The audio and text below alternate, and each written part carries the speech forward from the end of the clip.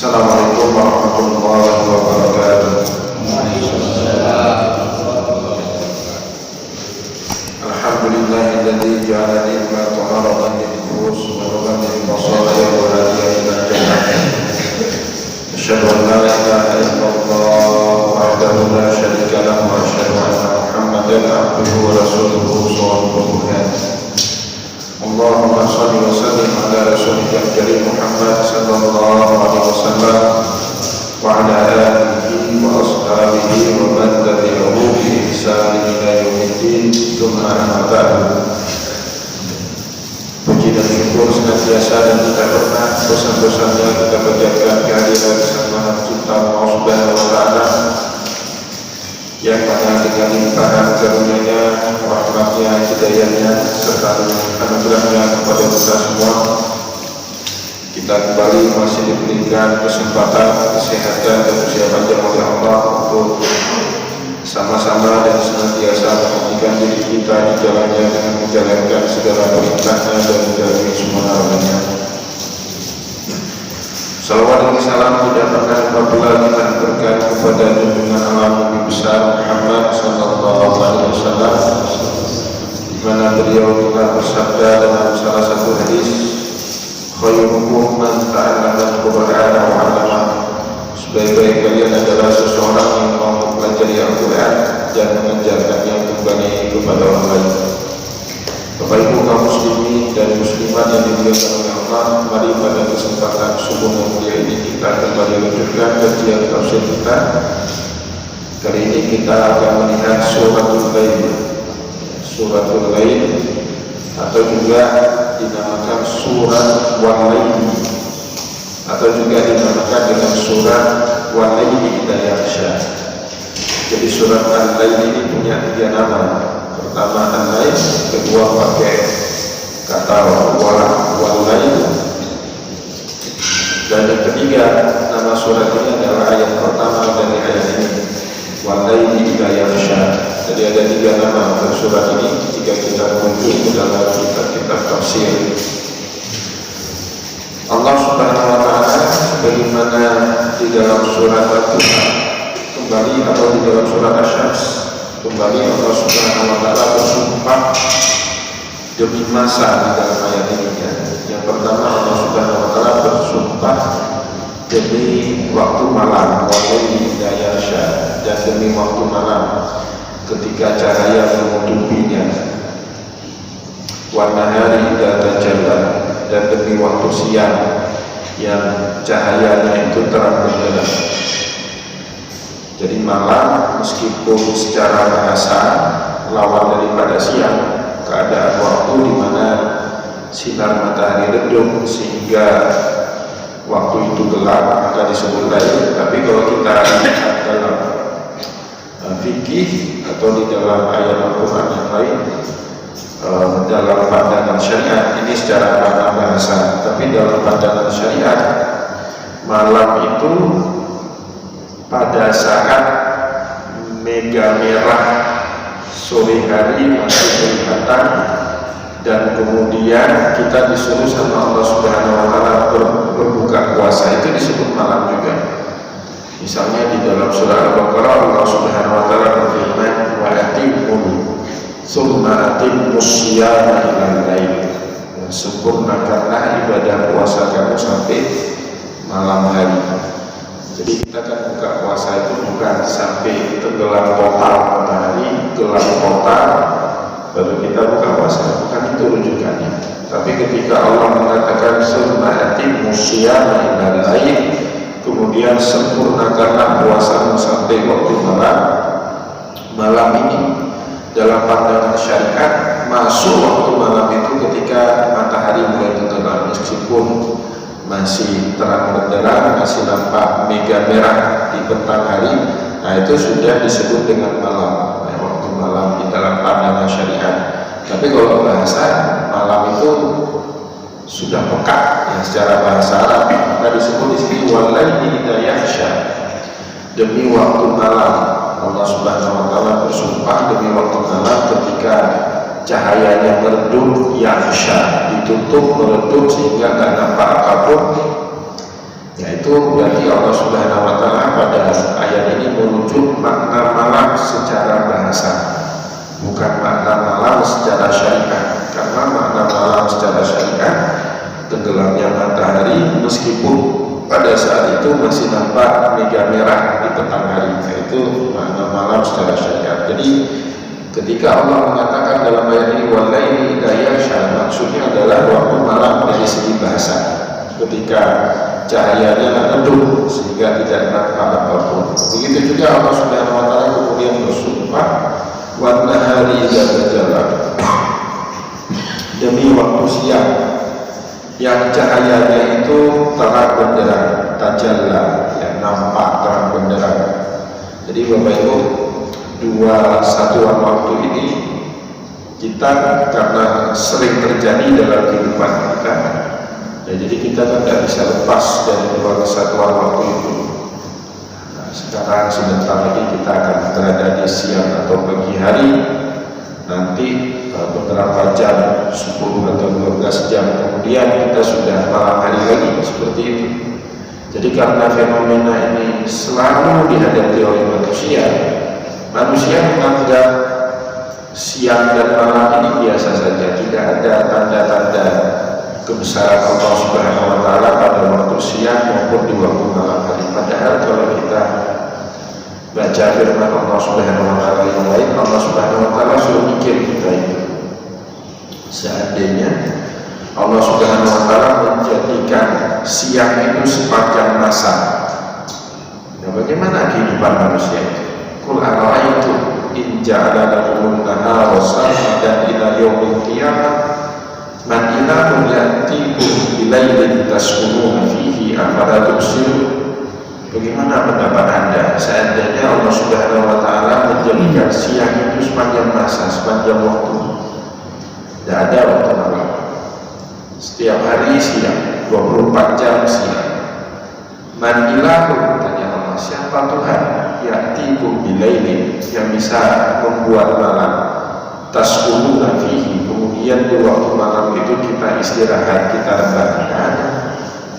Maka Allah Subhanahu wa Ta'ala suruh pikir, dalam fenomena siang pun ada tanda-tanda kekuasaan Allah. Tapi Bapak-Ibu, karena kita sudah menganggap itu sudah menjadi kebiasaan, maka tanda-tanda Allah Subhanahu wa Ta'ala itu tidak terbaca sama kita. Tapi coba kita bayangkan seandainya malam itu diciptakan sama Allah sepanjang masa waktu, repot kita itu tidak bisa istirahat.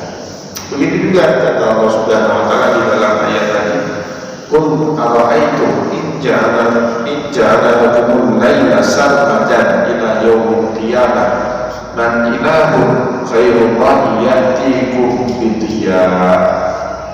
Apakah kalian tidak merenung, apakah kalian tidak berpikir seandainya Allah Subhanahu wa Ta'ala menciptakan malam itu sepanjang masa sampai datangnya hari kiamat, tidak ada pagi malam terus. Man ilahun ghairullah, siapa Tuhan selain Allah, ya'tikum bidiya, yang satu menghadirkan cahaya. Tidak ada cahaya matahari, tidak ada kehidupan. Tumbuh-tumbuhan tidak mau tumbuh, ya. Hewan-hewan di laut itu kalau nggak ada matahari, nggak ada sumber makanan, ya. Jadi bakteri-bakteri yang ada di laut, ya, itu kemudian menjadi makanan ikan-ikan di laut, itu sumbernya kan dari pencahayaan sinar matahari. Seandainya sinar matahari tidak ada, gagak-gagak itu tidak akan tumbuh, tidak akan ada, sehingga ikan pun tidak akan ada. Maka Allah Subhanahu wa Ta'ala meminta kita bersyukur, apalagi kita di Indonesia. Di Indonesia itu kan relatif stabil, malam dengan siangnya dibagi dua lah, ya 24 jam dibagi dua, dapat jatah 12 jam masing-masing, malamnya 12 jam, siangnya 12 jam. Tapi kalau di daerah-daerah tertentu, di belahan-belahan dunia tertentu, itu malam dengan siang itu tidak stabil seperti kita di daerah khatulistiwa ini, ya, karena kita dilewati garis khatulistiwa, berada di tengah bumi, maka kita lebih teratur. Kalau di luar negeri tidak. Di Mesir saja misalnya, kalau di waktu musim panas, siangnya itu atau malamnya itu lebih lama daripada malam. Jadi kalau kena puasa Ramadan di musim panas, itu puasanya bisa 16, 17, bahkan 18 jam. Siangnya lebih lama, malamnya singkat betul, paling malamnya itu 7 atau 8 jam paling lama. Tapi sebaliknya, kalau kita puasanya di musim dingin, saya 2004 Oktober itu mengalami puasa musim dingin di Mesir. Itu sebentar saja sudah buka, karena jam 11 itu sudah turun di sana. Jam 11 turun, jam 3-an 2:40 sudah asar, sekitar jam 4:40 atau jam 4:30 sudah azan maghrib. Malamnya lebih lama, siangnya pendek. Nah, itu baru di Mesir. Coba kita pergi ke negeri Skandinavia, yang daerah-daerah Finlandia, Norwegia, Denmark, itu disebut dengan negeri-negeri Skandinavia. Itu lebih tidak teratur lagi. Di musim panas, ya, siangnya itu bisa 19 sampai 20 jam. Jadi kalau kita puasa di musim panas, buka puasa, sholat maghrib, sholat taraweh, sholat isya, sholat taraweh, sudah subuh lagi. Kalau kita sempat tidur-tiduran, baru subuh, kemudian mereka tidak. Ya, berarti kan tinggal 4 jam saja. Kalau 20 jam, berarti tinggal 4 jam mereka berbuka, kemudian sudah datang lagi waktu malam. Begitu juga Bapak sebaliknya, kalau di musim dingin, ya, malamnya itu 20 jam, siangnya itu 4 jam. Jadi ini salah satu yang patut sekali kita syukuri, karena kestabilan alam yang ada di tempat kita, sehingga pembagiannya relatif lebih teratur, 12 jam siang dan 12 jam malam. Nah ini Allah Subhanahu wa Ta'ala minta kita merenungi ini. Jadi nampaknya kayaknya fenomena alam biasa, tapi kalau kita pikir-pikir, nah ini tidak biasa sebenarnya. Bahkan kalau kita pikir-pikir, semua yang kejadian di tempat kita ini kan fenomena-fenomena luar biasa sebenarnya. Tapi karena terulang terus-menerus, jadi dianggap biasa. Ya, manusia dalam dirinya akan menganggap sesuatu itu wah, ya, sesuatu itu berharga kalau kejadian itu jarang-jarang terjadi. Misalnya tsunami kenapa dianggap peristiwa yang begitu wah, yang begitu mewah sehingga harus diperingatkan setiap tahun? Karena kejadiannya belum tentu terjadi 100 tahun sekali, belum tentu. Tapi kalau tiap hari terjadi tsunami, kira-kira takut lagi nggak kita sama tsunami? Ya kayak gempa. Saya waktu pulang dari Mesir 2009 itu lihat orang kita ini gempa, enggak lari, saya lari kan. Gempa kecil-kecil itu 2009 itu kan sering gempa. Saya kalau sudah gempa itu lari keluar. Tapi orang yang sudah terbiasa enggak lari, dia menikmati betul gempa itu. Nah jadi ada dua hal yang berbeda. Manusia itu kalau sudah mengalami pembiasaan, sesuatu yang seharusnya ada tanda-tanda kekuasaan Allah dianggap biasa. Tetapi kalau manusia tidak menganggap itu sebagai suatu hal yang kebiasaan, maka dia bisa membaca tanda-tanda kekuasaan Allah Subhanahu wa Ta'ala di dalam hal tersebut. Nah, kemudian Allah Subhanahu wa Ta'ala berkata, wa ma khalaqal dzakara wal untha, dan demi apa yang menciptakan laki-laki dan perempuan. Nah, itu ada yang memaknakan ma di sini dengan man, dan demi siapa? Karena demi apa itu tak cocok. Apa itu untuk benda yang mati, tidak hidup, tidak wujud. Sedangkan Allah salah satu sifat wajibnya adalah wujud, tidak bapak. Kemudian Allah juga punya asmaul husna, hayyul qayyum, hidup, tegak, independen. Jadi sehingga para ulama memaknakan ma di sini dengan man, wa man khalaqa dzakara wal untha, dan demi siapa yang menciptakan. Khalaqa itu fi'il, kata kerja, dan demi siapa yang telah menciptakan laki-laki dan perempuan. Ada yang memaknakan seperti itu. Ada para ulama memaknakan ma di sini adalah ma masdariyah namanya. Ma masdariyah itu punya fungsi untuk menerangkan suatu peristiwa jika kata setelah ma masdariyah itu adalah kata kerja. Jadi struktur ayat ketiga ini setelah huruf ma termasuk Allah Subhanahu wa Ta'ala menggunakan fi'il atau kata kerja, maka tabungan dua susunan kata ini, ada ma, ada khalaqa, itu membentuk suatu kata kejadian. Kalau kita mau terjemahkan, dan demi penciptaan, ya kan, itu peristiwanya seperti itu. Peristiwanya apa? Penciptaan. Pekerjaannya apa? Mencipta.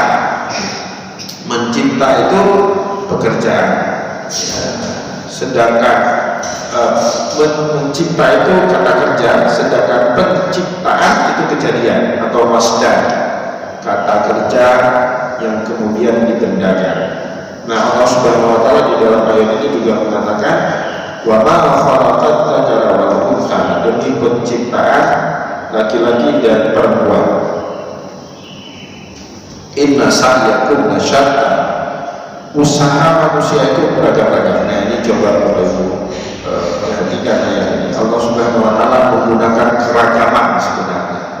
Kata para ulama tafsir, maksud utama dari ayat ini adalah Allah Subhanahu wa Ta'ala ingin menceritakan kepada kita manusia di alam semesta ini penuh dengan keragaman. Walaili idza yasha, ada malam, ada siang, warna hari, ada jalan, wa ma khalaqal dzakara wal untha, ada laki-laki, ada perempuan. Dan kemudian Bapak Ibu, malam pun itu tidak satu waktu, dia bertingkat-tingkat, punya level-level, ada perbedaan dari satu tingkat ke tingkat yang lain. Kalau tadi misalnya malam dalam definisi syariat, pada saat menjelang matahari meskipun langit masih terang, nampak mega kemerah-merahan, itu sudah disebut dengan malam. Nah, itu kan awal malam. Awal malam ini berbeda dengan tengah malam. Tengah malam berbeda lagi dengan akhir malam. Jadi malam itu sendiri kalau didefinisikan bertingkat-tingkat lagi, bermacam-macam lagi. Begitu juga siang. Siang itu tidak dalam satu kesatuan waktu semuanya. Awal siang, pagi hari, sebentar lagi namanya syuruk, matahari baru terbit malam. Tapi ketika matahari sudah mulai terbit sungguhnya di awal pagi, namanya duha. Matahari naik sepenggelar tangan, itu namanya duha. Udaranya masih segar. Tapi ketika matahari sejengkal kepala kita di atas kita, itu teriknya luar biasa. Dan seperti itu terus kemudian tenggelam dia di waktu asar sampai waktu maghrib. Jadi Bapak Ibu, siang pun bukan satu macam, dia bermacam-macam. Malam bermacam-macam, siang bermacam-macam.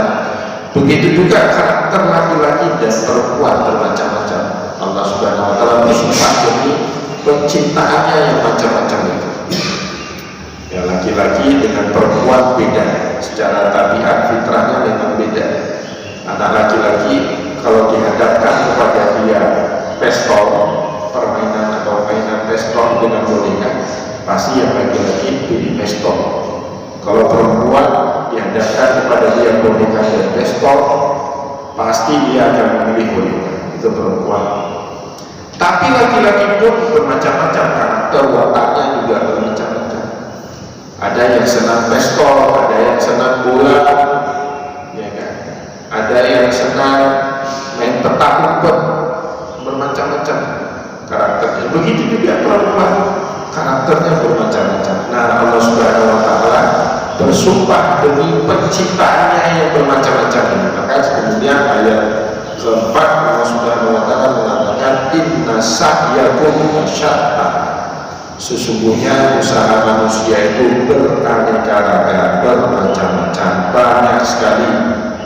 Maka kemudian tidak boleh kita menganggap diri kita lah yang paling baik dan kemudian menganggap orang yang berbeda dengan kita itu kurang baik daripada kita. Itu tidak sesuai dengan fitrah penciptaan. Karena memang sengaja Allah Subhanahu wa Ta'ala menciptakan kita bermacam-macam. Kalau dalam ayat lain Allah mengatakan wa ja'alnakum syu'uban wa qabaila, dijadikan kita tidak satu suku, tidak satu kaum, tapi bersuku-suku, berkabilah-kabilah. Tujuannya satu, kita untuk saling kenal, yang mengenali kaum ini karakternya seperti apa, kaum ini juga mengenali kaum yang lain karakternya seperti apa. Nah Bapak Ibu, maka kemudian usaha manusia untuk menyatukan manusia yang macam-macam ini menjadi satu, itu namanya usaha yang membunuh fitrah yang telah Allah Subhanahu wa Ta'ala ciptakan kepada manusia. Manusia tidak bisa disatukan. Oh, harus semua kayak saya, tidak bisa itu. Selama-lamanya tidak bisa. Yang bisa dilakukan oleh manusia apa? Memahami perbedaan itu yang hanya bisa dilakukan oleh manusia. Maka Allah Subhanahu wa Ta'ala menegaskan dalam ayat ini, usaha kalian, karakter kalian, sifat kalian, jati diri kalian, apapun itu yang ada di dunia ini, macam-macam, dan satu jenis semuanya. Inna sa'yakum lasyattan fa'amma man a'ta wattaqa. Tapi kemudian Allah Subhanahu wa Ta'ala menyebut dua kelompok yang macam-macam itu. Kalau mau diresumekan, mau disimpulkan, dia itu hanya punya dua kelompok besar. Yang pertama, fa'amma man a'ta wattaqa wa saddaqa bil husna fasanuyassiruhu lil yusra. Itu kelompok yang pertama. Kelompok yang kedua, wa amma man bakhila wastaghna wa kadzdzaba bil husna fasanuyassiruhu lil usra. Jadi Bapak Ibu, bermacam-macam kelompok itu kalau mau dipenggal, mau ditarikan ikhtisar, hanya ada dua saja. Yang pertama, fa'amma man a'ta wattaqa. Ada kelompok yang dia itu senang menderma, wattaqa, dan bertakwa kepada Allah Subhanahu wa Ta'ala. Jadi kelompok orang baik. Pertama ini kelompok orang baik. A'ta wattaqa. Allah untuk menunjukkan orang baik itu menggunakan kata a'ta, derma. Kenapa demikian? Orang baik, tapi kalau bakhil, kebaikannya hilang, dan apa? Rajin dia sholat, rajin dia puasa, tapi bakhil, kebaikan sholat dia, kebaikan puasa dia hilang juga. Kalau nggak percaya, lihat dalam khidmat kita sehari-hari. Dia Pak Haji soleh, orang yang pulang pergi umroh, tapi bakhil, orang nggak memandang kebaikan dia lain gara-gara dia kurang dermanya. Seorang bapak ngajarkan macam-macam sama anaknya, macam-macam diajarkan sama anaknya, ngajar cara baca Al-Quran, ngajar cara sholat, ngajar menghitung, ngajar membaca.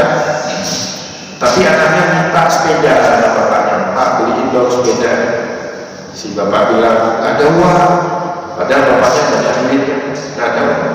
Nah satu hari si anak ini naik sepeda dari tetangga kita. Tetangga kita ini orangnya nggak baik, nggak sholat, nggak puasa, nggak pernah haji, padahal orang kaya. Nah, suatu hari dia dapat naik sepeda pertama dari tetangga kita ini. Besok anak kita itu akan mengidolakan tetangga kita yang dermawan dibandingkan bapaknya yang baik hati meskipun bakhil.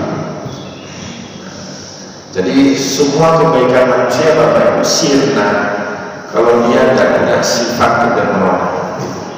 Itu sudah bacaannya manusia seperti itu. Oh kita ramah santun tapi bakhil, hilang semua kebaikan-kebaikan yang pernah kita lakukan. Nah, maka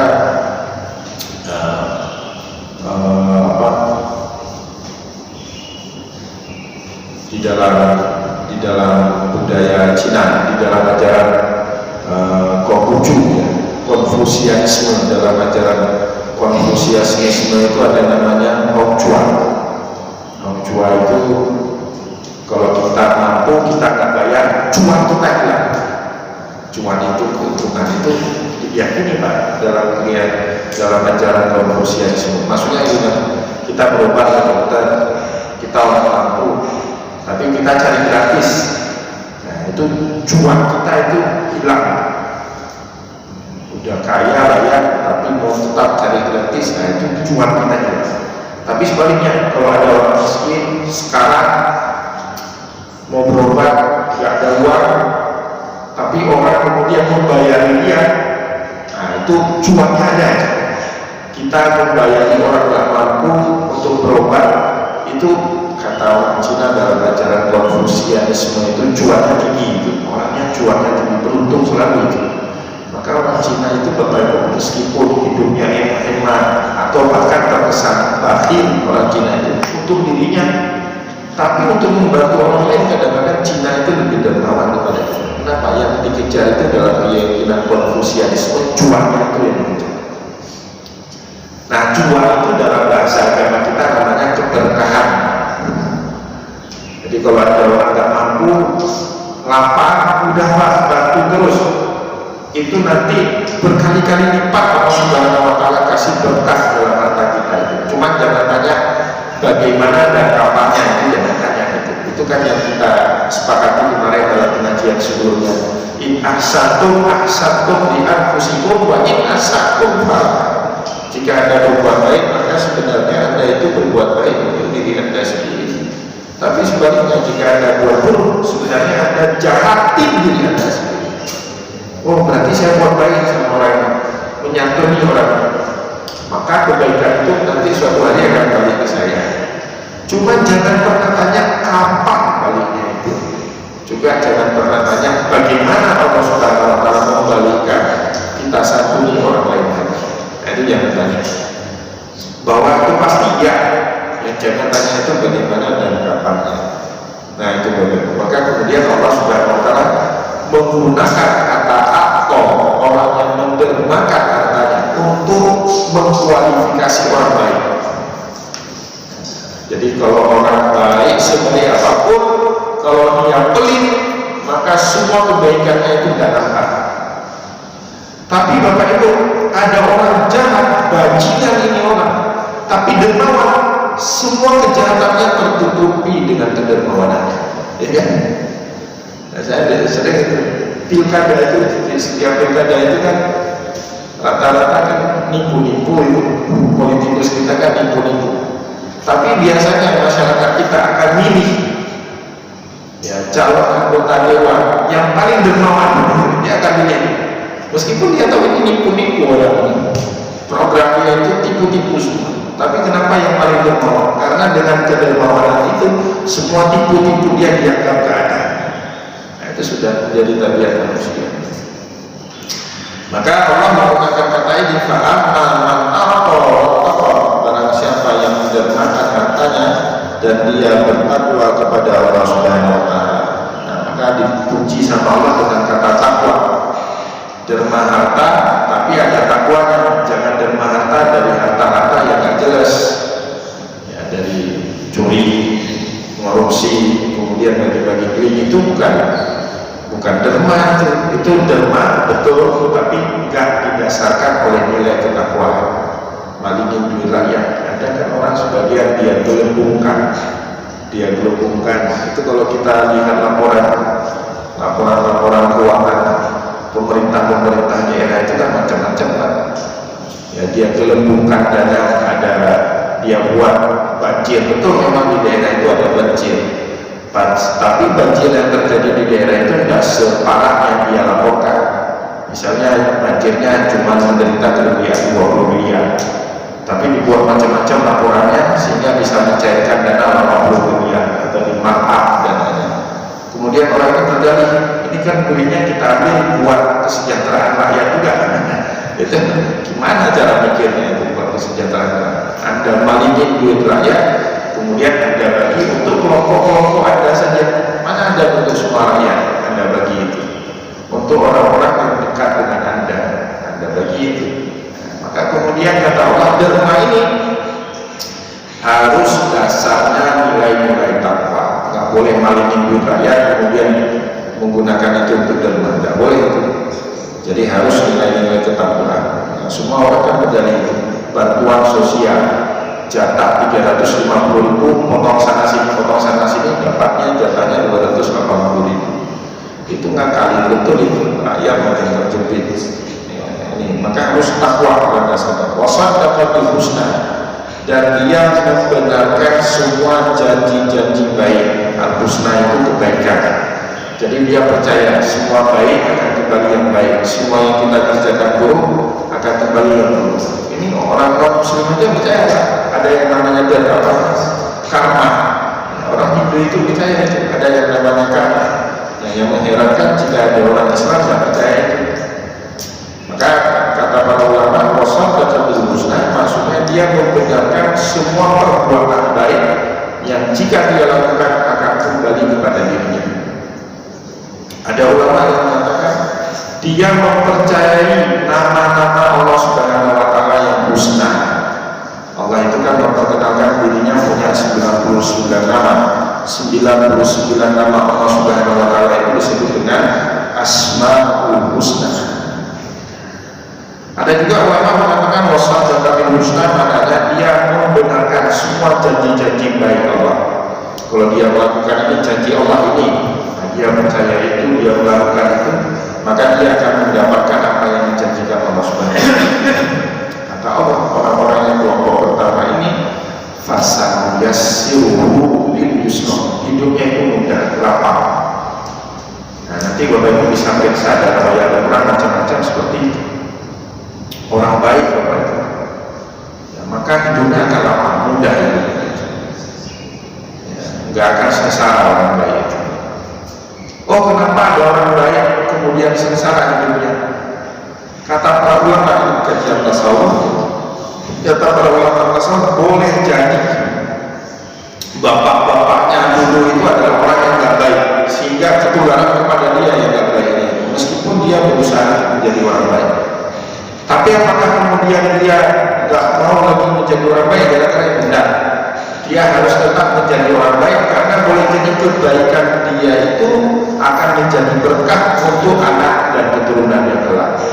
Maka disebut dalam kitab tasawuf al-masyhur bi barakatil mastur. Berapa banyak di antara kita menjadi masyhur, tapi sebenarnya kemasyhuran kita itu berkahnya orang-orang yang tidak terkenal. Ada anak hebat sekali, tapi sebenarnya kehebatan dia itu bukan karena dia, karena bapak-bapaknya dia menjadi orang baik, orang yang soleh, meskipun miskin, tidak pernah ngeluh, tidak pernah ngambil hak orang lain, tetap taat menjalankan perintah Allah. Nah, keberkahan orang tua yang seperti ini efek kepada anak-anak. Dan bagi orang tua, nggak ada kebahagiaan yang lebih baik dibandingkan melihat anaknya menjadi orang lebih baik daripada dia. Itu orang tua. Jadi kalau ditanya sama orang yang sudah punya anak, apa sih harta yang paling dia kepinginkan? Bukan dia punya mobil baru, rumah baru, enggak. Dia cuma ingin satu, anaknya lebih sukses daripada dia. Jadi untuk apa kita ngumpulin banyak duit, ngumpulin banyak harta, kemudian harta kita itu menjadi rebutan di antara ahli waris kita. Maka Bapak Ibu jangan pernah simpan duit. Simpan duit itu nggak usah lah. Terus gimana? Duit itu dihabiskan buat apa? Pendidikan anak-anak kita. Dihabiskan aja di situ. Karena kalau kita simpan duit itu kita wariskan kepada dia, belum tentu duit itu bermanfaat. Yang jelas diperlukan nanti. Saya kenal banyak orang bertengkar itu gara-gara lain. Ya, banyak harta, tapi anaknya pendidikannya kurang, sehingga merugikan harta orang tuanya. Tapi saya juga banyak kenal jamaah, si bapaknya udah punya apa-apa lagi, menyekolahkan anaknya 4-5 orang, tapi anaknya kemudian sukses semua. Bahkan sekarang yang menyantuni kedua orang tuanya itu anak-anaknya, tiap bulan stok 1 juta, 5 orang 5 juta. Jadi investasi yang paling baik buat anak itu apa? Ya tadi pendidikan. Ya bukan hanya meninggalkan harta aset yang banyak, nanti jadi rebutan. Nah Bapak Ibu, kata Allah, kalau kita membenarkan ini semua, hidup kita lapang, mudah, rasanya syukur itu. Allah mengatakan dalam Al-Quran, wa man a'rada an dzikri fa inna lahu ma'isyatan dhanka wa nahsyuruhu yaumal qiyamati a'ma. Orang yang berpaling dari mengingatku hidupnya susah. Wa nahsyuruhu yaumal qiyamati a'ma. Bahkan bukan hanya hidup di dunia susah, hidup di akhirat pun dalam keadaan buta. Ketika dibangkitkan, orang ini bertanya kepada Allah, qala lima hasyartani a'ma wa qad kuntu basira. Ya Allah, kenapa saya dibangkitkan dalam keadaan buta padahal saya dulu di dunia bisa melihat? Qala kadzalika atatka ayatuna fanasitaha wa kadzalika al-yawma tunsa. Begitulah dulu kami kasih peringatan kepada kamu untuk taat kepada Allah, fanasita, tapi kamu cuma pura-pura lupa, wa kadzalika al-yawma tunsa. juga melupakan kamu ada di sisi Allah Subhanahu wa Ta'ala. Nah, ini Bapak Ibu penting menjadi pedoman hidup kita. Tidak ada gunanya kita melakukan perbuatan jahat, perbuatan buruk, toh itu perbuatan akan balik kepada kita. Tapi ada orang kemudian mengatakan itu orang jahatnya luar biasa, namun hidupnya di dunia senang-senang aja. Ilmu tasawuf mengatakan ada orang seperti itu namanya istidraj. Orang istidraj itu orang yang diberikan stimulan oleh Allah untuk terus buat maksiat, dan kaya-kayanya hidupnya senang-senang aja dalam perbuatan maksiat. Tapi suatu hari ketika Allah sudah murka sama dia, semua nikmat-nikmat itu ditarik, jatuh sekali, hancur. Itu namanya istidraj. Kayak orang jatuh 1 meteran paling tergilir. Tapi kalau sudah dinaikkan terus sampai 20 meter, kemudian tangganya ditarik, masih tergilir lah. Kalau nggak patah kaki, remuk itu tulang kepala. Nah, istidraj seperti itu. Jadi begitu sudah kamu maksiat terus, diberikan kenikmatan luar biasa bagi kita untuk melakukan maksiat, gak ketahuan, gak ada yang tahu, nyuri duit rakyat, gak ada yang tahu, banyak kumpul harta, tapi itu sudah kena istidraj sama Allah. Dan dalam ilmu tasawuf yang paling ditakuti itu istidraj ini, paling ditakuti. Orang-orang sufi paling takut mengalami istidraj. Kenapa? Karena istidraj itu kita nggak tahu kapan. Nggak tahu apakah ini sedang diserang. Boleh jadi Pak, saya yang memberikan pengajian ini sedang diistidrajkan sama Allah. Oh, saya diulur-ulurkan, saya dihormati, itu kena istidraj kalau menikmati posisi seperti itu. Ya khawatirnya itu kita nggak tahu apakah kita ini betul-betul nikmat atau ini istidraj. Maka kata para ulama tasawuf, jangan pernah iri lihat orang lain buat maksiat, jangan pernah iri. Yang disuruh iri itu kan dalam kebaikan. Rajulun ata'allahu ma'ala asada ila fisnatain, kata Rasulullah. Tidak boleh iri, tidak boleh kuek kecuali dalam 2 hal. Rajulun ata'allahu ma'ala fawwalu fibuhu ana alaihi wa ana. Ada orang diberi harta banyak, dia nafkahi itu harta siap dan malam. Nah itu silakan kuek. Rajulun ata'allahu qur'ana fawwalu fibuhu ana alaihi wa ana. Ada orang yang diberikan Al-Quran, dia baca Al-Quran itu baik siang maupun malam hari. Nah itu kalau kita mau iri hati silakan dengan orang-orang seperti itu. Tapi kalau orang melakukan maksiat, hebat Bapak Ibu, lo bisa ada di sini kasih duit sana, tapi bisa. Nah kita iri hati dengan jangan, itu kena istidraj. Nah hal tersebut diceritakan oleh Allah dalam Al-Quran. Walladzina kadzabu bi ayatina sanastadrijuhum min haitsu la ya'lamun. Orang-orang yang mendustakan ayat kami, kata Allah. Walladzina kadzabu bi ayatina sanastadrijuhum, kami istidrajkan dia ke dalam jurang kehancuran. Min haitsu la ya'lamun, dia sendiri tidak sadar kalau dia sebenarnya sedang mengarah ke lembah kehancuran. Jadi satu hari saya duduk sama satu tokoh politik Aceh, tokoh politik terkenal dia.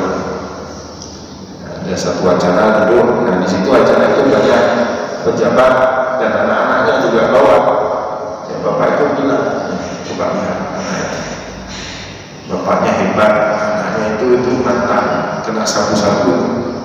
Saya bilang, ada lagi lewat itu lihat, dulu bapaknya orang hebat, tapi anaknya gelandangan sekarang. Kenapa? Boleh jadi itu. Semoga Allah Subhanahu wa Ta'ala mengampuni dosa-dosa. Tapi itu jadi pelajaran bagi kita untuk jangan sekali-kali ngambil yang bukan hak kita, karena itu akan kembali semuanya buat diri kita. Meskipun nggak kita kena, itu akan kena kepada anak keturunan kita kemudian. Baik Bapak Ibu kaum muslimin dan muslimat yang dimuliakan oleh Allah, kita padakan dulu ya pengajian kita pada subuh kali ini sampai ayat fasayassiruhu yusra, akan kami mudahkan lapangkan kehidupan. Semoga sebelum kita tutup pengajian kita di subuh yang berbahagia ini, saya berikan kesempatan terlebih dahulu. Waalaikumsalam warahmatullahi wabarakatuh. Ini mengenai karma yang dalam Islam ini bagaimana juga kejadian-kejadian yang dinamakan karma dan juga ada ramalan. Biasanya ramalan tidak boleh percaya, tapi kejadian yang sudah terjadi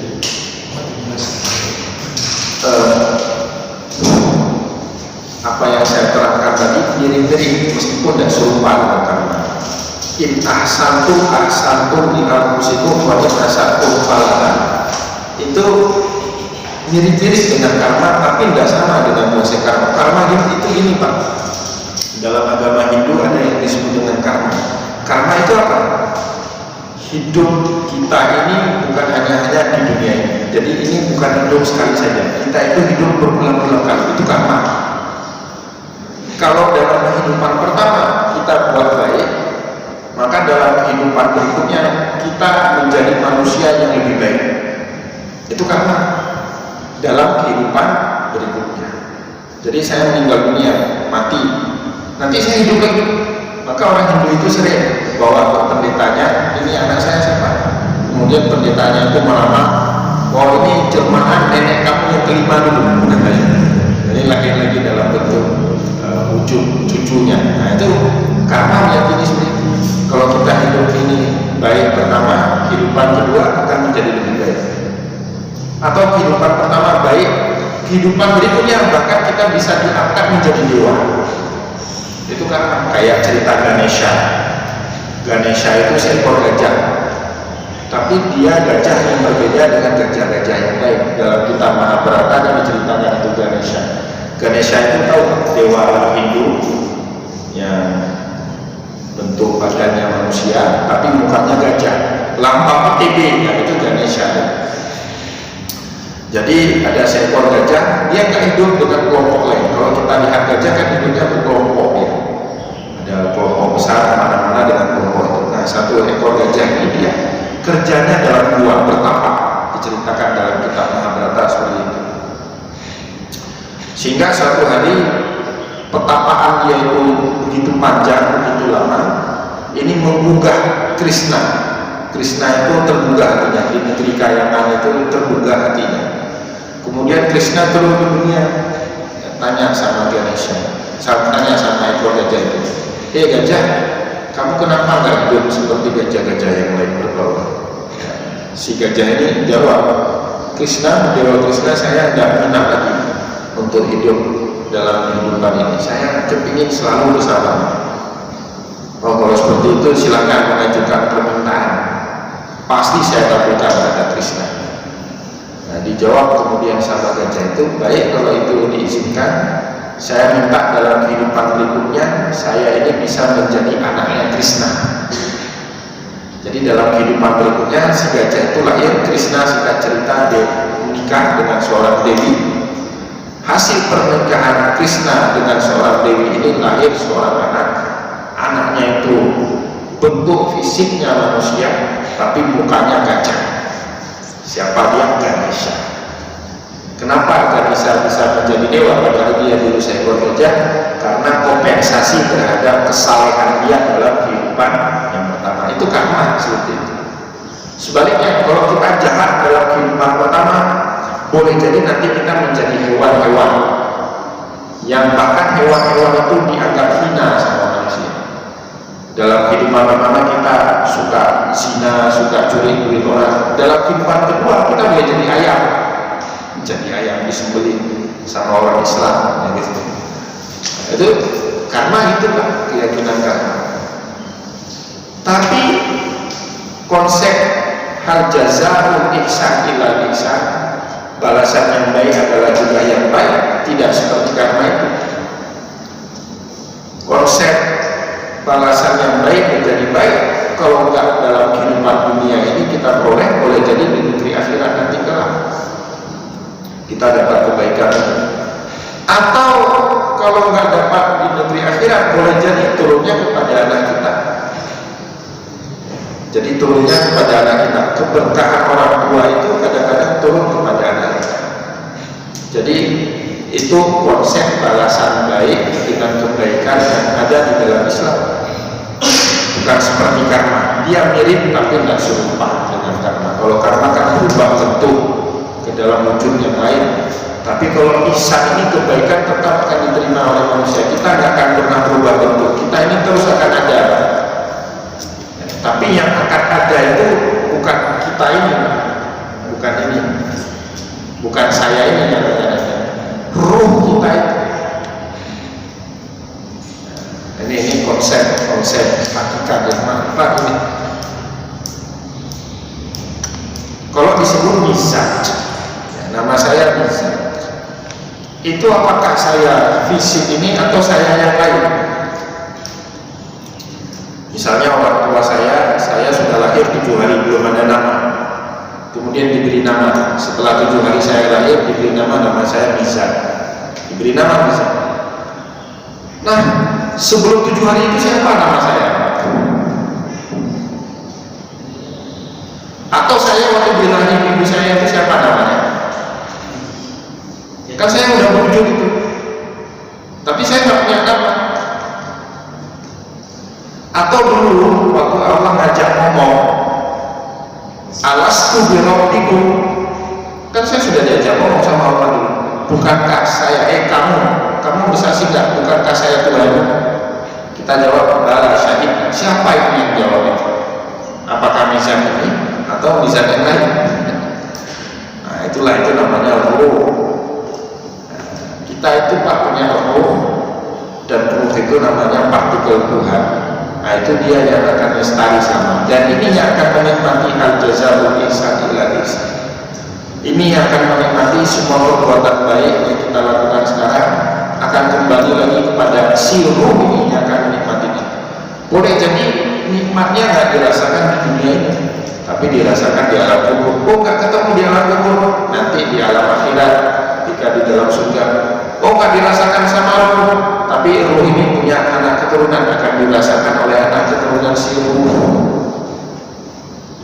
Jadi kita ini, ada orang mengatakan Pak Hashim, Pak Hashim ini bukan ini Pak Hashim. Pak Hashim yang hakiki itu yang diajak ngomong dulu sama Allah Subhanahu Wa Taala. Waktu itu orang tua Pak Hashim belum beri nama Pak Hashim, belum ada nama Pak Hashim. Nah, itu waktu Allah nanya alastu birabbikum. Nah, itu dia hakikat. Tapi kita akhirnya melupakan hakikat, hanya mengenali diri kita sekarang. Ini persis sama Pak. Kalau ditanya Nabi pertama itu semua yang jawab Nabiullah Adam, ya kan? Nabi Muhammad Nabi terakhir. Padahal hakikatnya Nabi Muhammad itu yang pertama. Nabi Muhammad itu yang pertama. Adam yang terakhir. Saat Adam diciptakan sama Allah dan kemudian dia terusir dari surga gara-gara dia makan buah ini, itu kan Nabi Adam doa sama Allah agar diampuni dosanya dengan nama Muhammad. Ditanya sama Allah, ya Adam, aina arafta hadzal ism? Dari mana kamu tahu nama Muhammad? Ya falamma khalaqtu biyadika, saat Anda menciptakan diriku dengan dua tanganku, farafa'tu basari ila qawaimil arsy, aku melihat ke arah tiang-tiang arsy, ada nama Muhammad di situ. Maka aku tahu Muhammad ini orang penting, disebut-sebutnya oleh Nabiullah Adam alaihissalam, diampuni dosanya oleh Allah Subhanahu Wa Taala. Jadi hakikatnya Nabi Muhammad itu Nabi pertama, tapi fakta sejarah kemudian menjadikan dia Nabi terakhir. Itu juga kita ini seolah-olah ini yang pertama, jasa kita tidak ada pun satu lagi, itu yang pertama, itu hakikatnya. Nah, semua perbuatan baik kita itu akan dirasa oleh si ruh ini. Nah, itu bedanya dengan konsep karma. Kalau karma itu kan manusia berubah-ubah. Kalau sekarang baik jadi dewa, kalau besok sekarang nggak baik boleh jadi makhluk yang lebih hina daripada manusia. Nah, itu karma. Bedanya di sini. Baik, semoga ada manfaatnya apa yang kita sampaikan ini. Semoga bisa menambah komitmen kita untuk terus melakukan perbuatan baik, ya, membagi, menderma apapun yang kita miliki. Apapun yang kita miliki ini bukan hanya